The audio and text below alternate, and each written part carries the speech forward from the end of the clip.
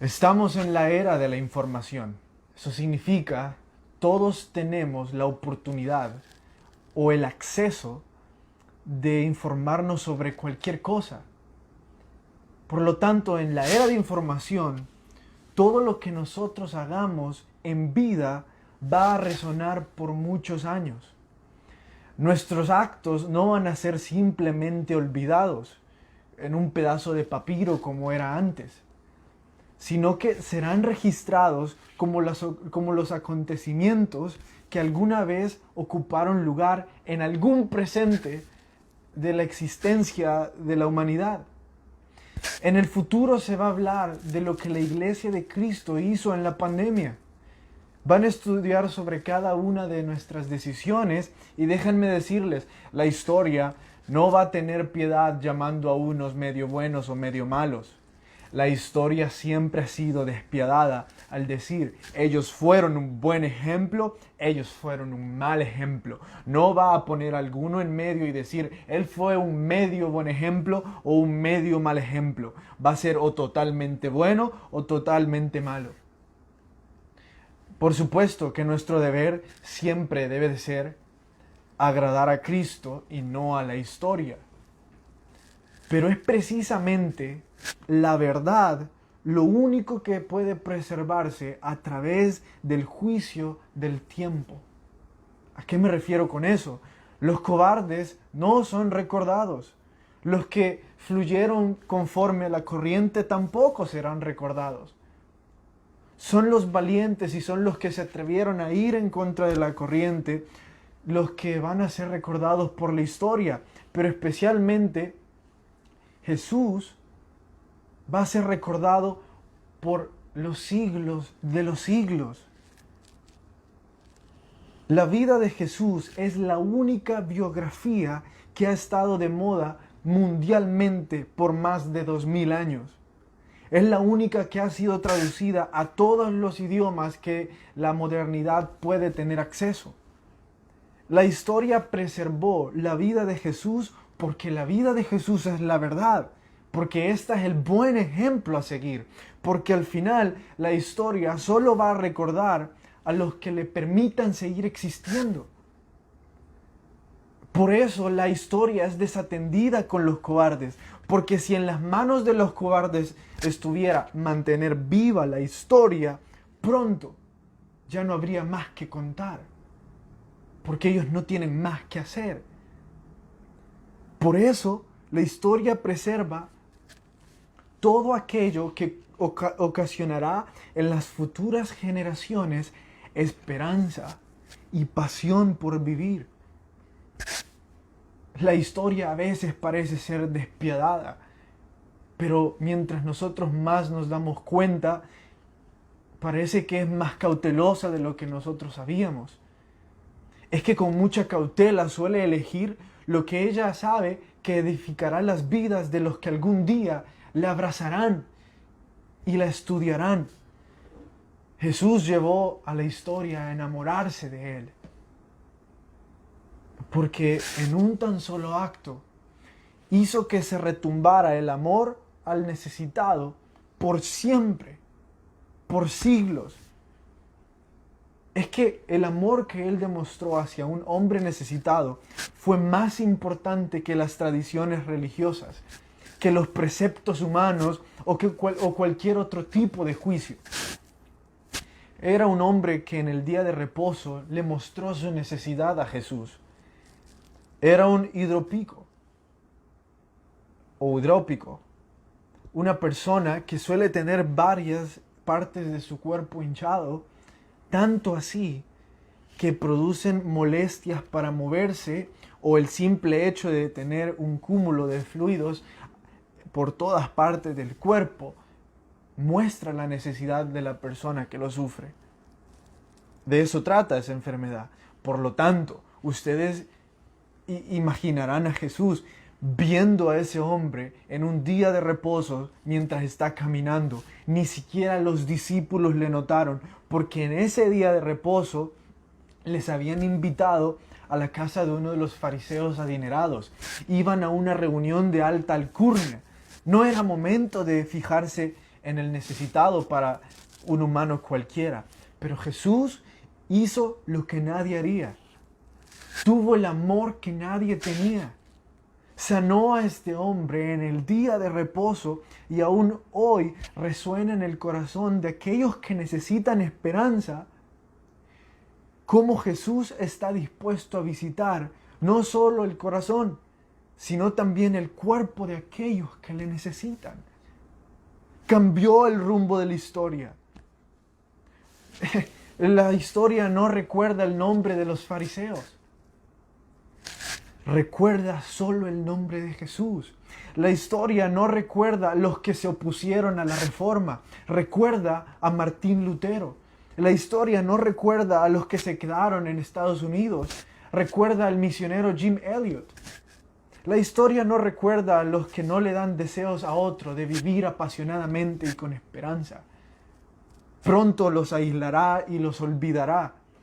Ahora me pregunto, cuando se hable de las acciones que nosotros tuvimos durante la pandemia, ¿qué es lo que se va a recordar? Si la historia habría de dividirnos entre los que fueron un mal ejemplo y los que fueron un buen ejemplo, ¿dónde vamos a estar nosotros? ¿O seremos olvidados o seremos abrazados por la historia?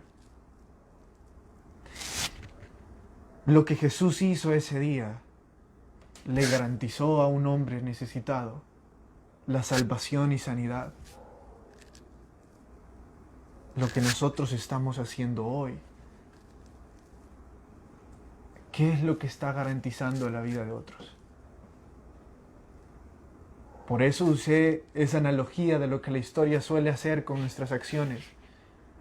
Porque si se ponen a pensar en lo que el futuro nos espera, se van a dar cuenta de que nuestras acciones puede que sean fácilmente olvidadas y aisladas, porque nunca ayudaron a alguien, porque nunca se arriesgaron por alguien, porque ofrecieron todas las excusas que estamos a punto de estudiar en las parábolas. Vamos a irnos hacia la pregunta 2. ¿A quiénes invitar a su fiesta cuando vuelva a tener la oportunidad? Es que Jesús cuenta. Vamos a saltarnos la primera parábola y vamos a irnos de una vez a la segunda.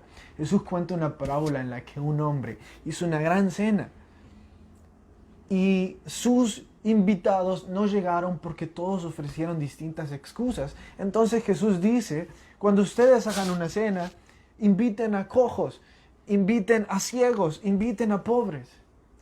Ahora, no se trata de invitar a los cojos o a los ciegos o a los pobres. No se trata literalmente de andar buscando personas que les falten manos, vista o dinero.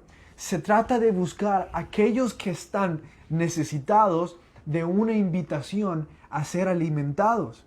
Aquellos que están muriéndose de hambre porque aún no ha llegado la persona que cambiará el rumbo de la historia de ellos. Me van a creer que esto es increíble, pero sí. Pueden haber cojos, ciegos o faltos de dinero que rechacen esa oportunidad hoy día. Porque no se trata de la condición física o económica de una persona, sino la condición del corazón. La parábola es meramente eso, una simbología del corazón que Jesús está dando. Puede ser que sea un poco difícil, yo sé, reconocer aquellos que están necesitados, aquellos que necesitan ser alimentados por Cristo, porque en esta época, especialmente en una época que se ha llenado de tanta superficialidad, suelen esconder su hambre por Cristo con lucecitas, con compras, con fiestas, con comida, y así poderles decir que no necesitan la invitación a Cristo, o así poder decir que no necesitan de Cristo, cuando en realidad están muriéndose adentro por hambre y por necesidad de conocerle. Así que voy a recomendarles algo para que puedan saber quiénes son los que están necesitados. Cuando ustedes y yo nos dediquemos a hacer la invitación correcta, cuando les invitemos a dejar la vida que los hace infelices, cuando les mostremos la oportunidad de cambiar todo lo que ellos conocen como banquetes de felicidad, cuando promovamos la invitación al arrepentimiento de un nuevo comienzo en la vida, verán cómo los necesitados empezarán a llegar a sus banquetes.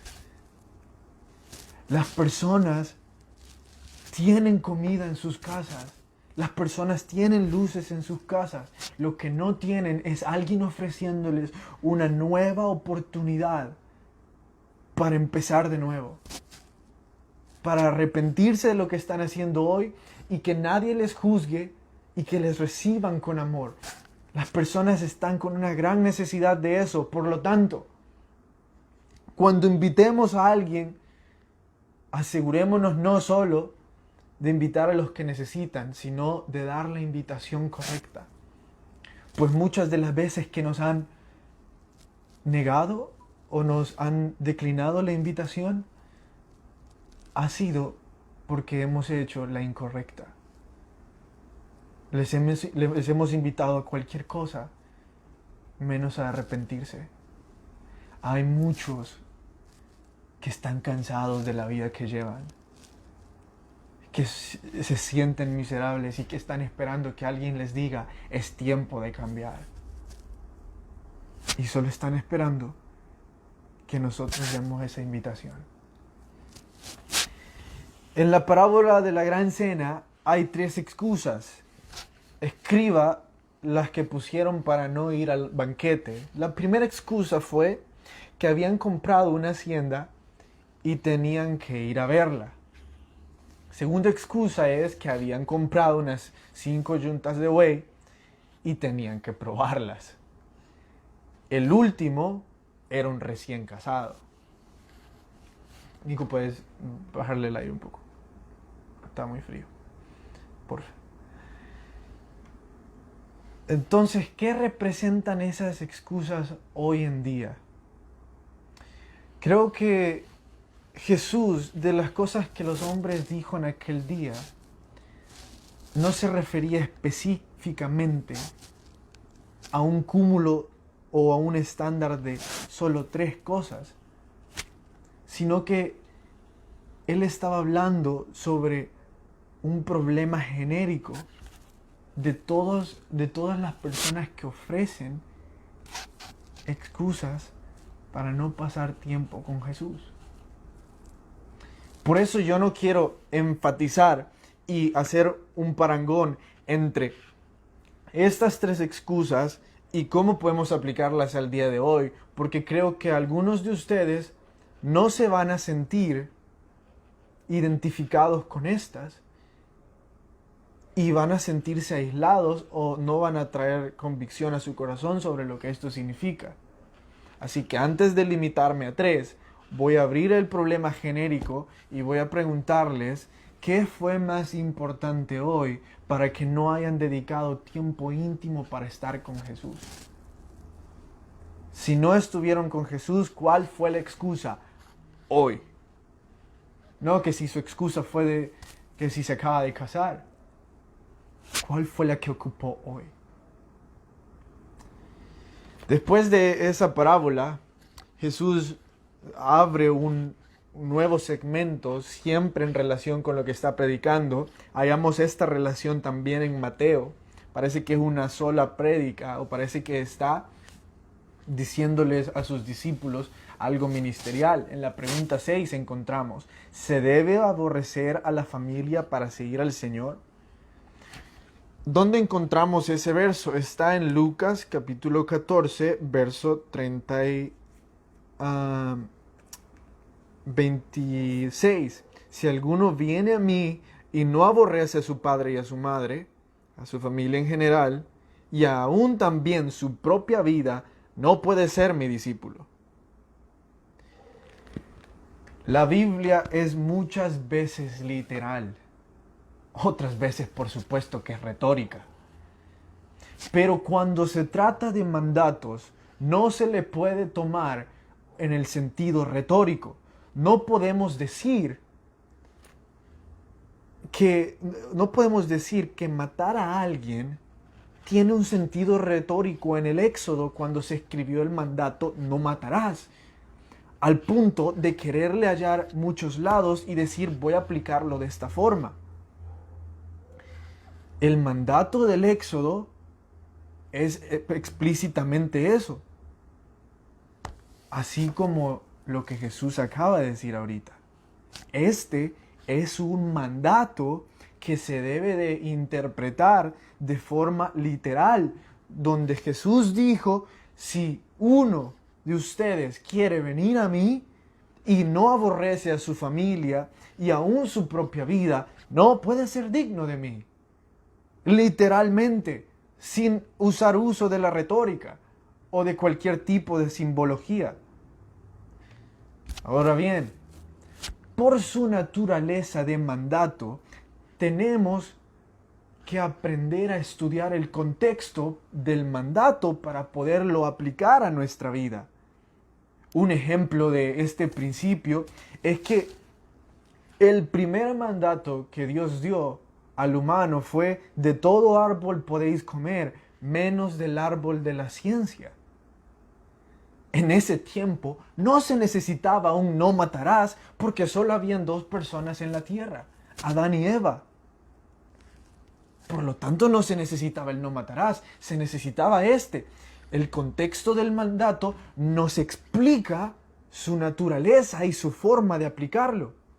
Por eso intentar aplicar un mandato a nuestra vida sin conocer el contexto puede llevarnos a tomarlo a nuestro gusto y no de acuerdo a las razones por las que fue creada. Entonces veamos el contexto de esta parábola que acabamos de leer. Y este es la parábola. En la parábola encontramos que un grupo de personas estaba ofreciendo excusas para no seguir a Jesús. Estaban diciendo que ellos preferían algunas otras cosas antes que seguir a Jesús. Después de que Jesús dice el mandato, siguiendo con el contexto, porque el contexto nos llama a ver lo que está antes y lo que está después de un verso. Después del contexto encontramos que Jesús dice: antes de seguirme, consideren el costo de lo que significa, porque nada, absolutamente nada, es más importante que seguirme. No me vengan a poner ninguna excusa cuando me estén siguiendo, porque no es válida. Por lo tanto, la naturaleza del mandato es que nada puede tomar el puesto de Jesús en nuestras vidas.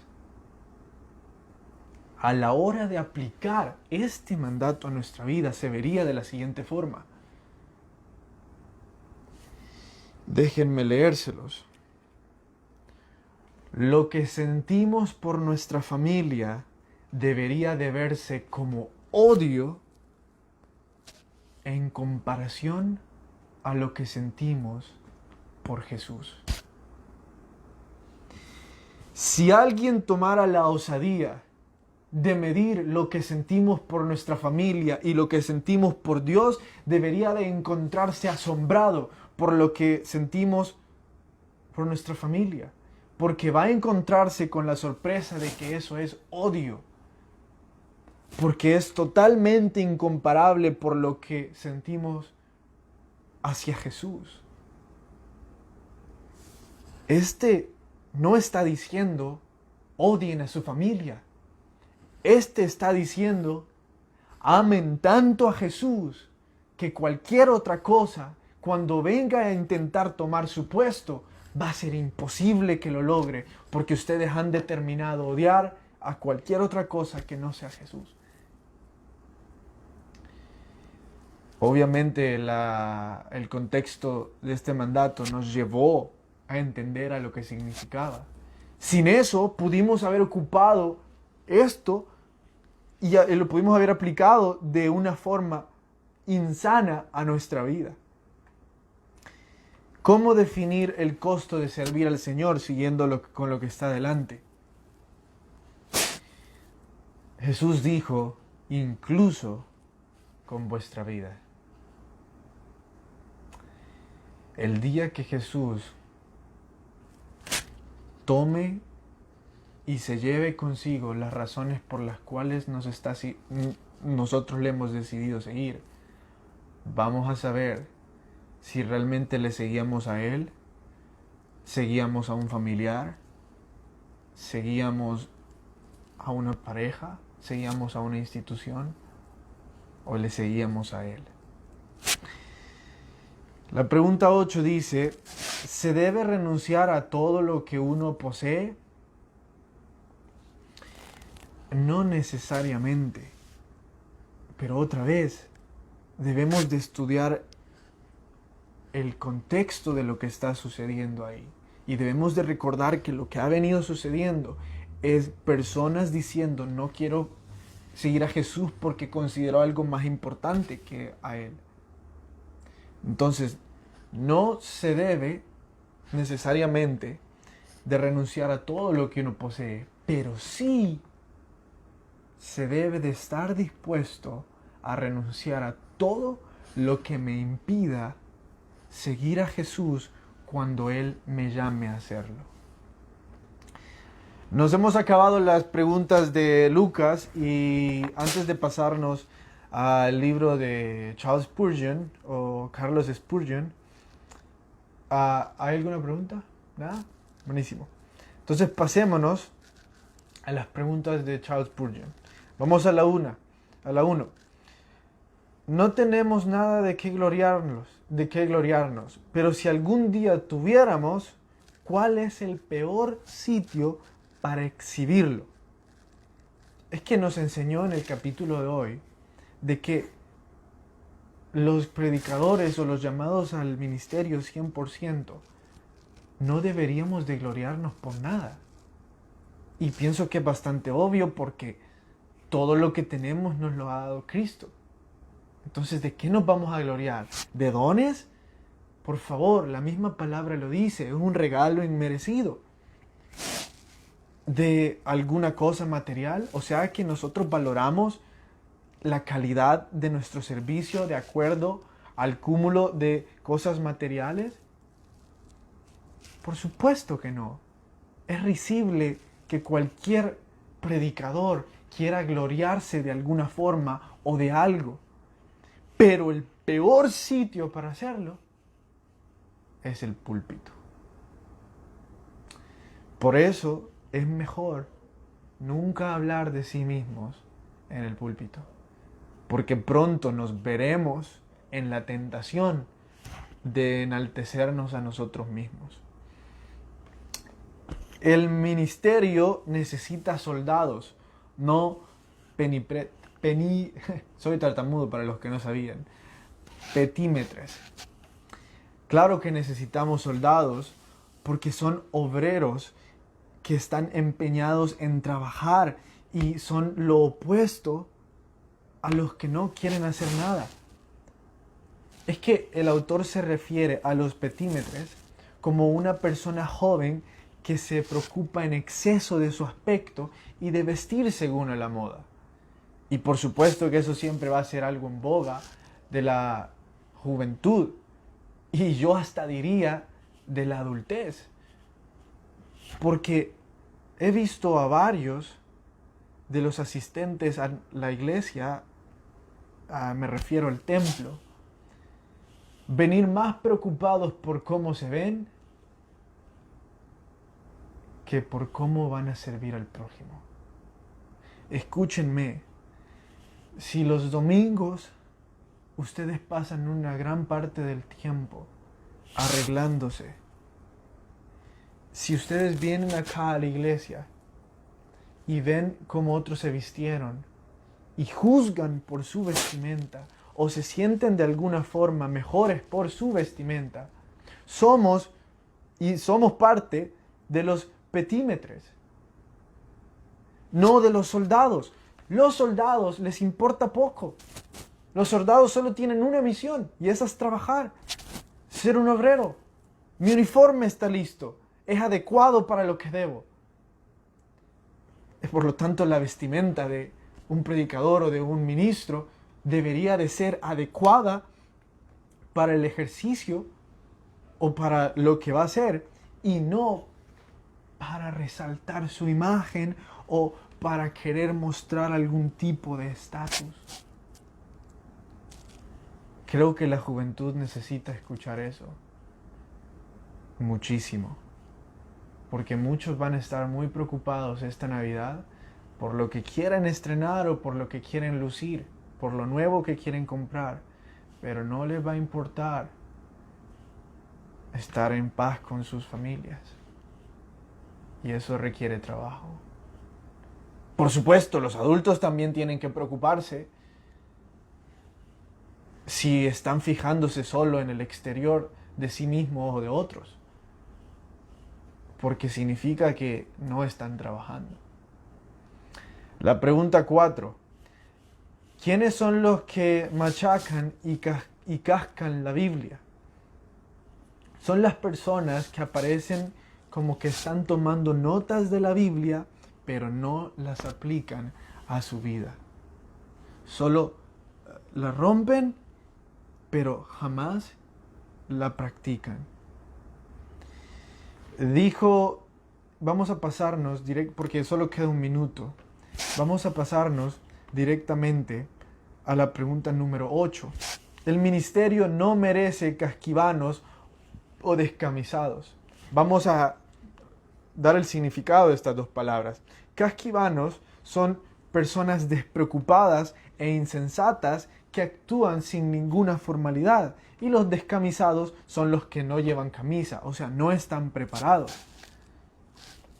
Claro, en el ministerio necesitamos mostrar que nosotros queremos tomar las cosas en serio, que nosotros nos hemos preparado y la única forma de mostrar eso a alguien es con preparación.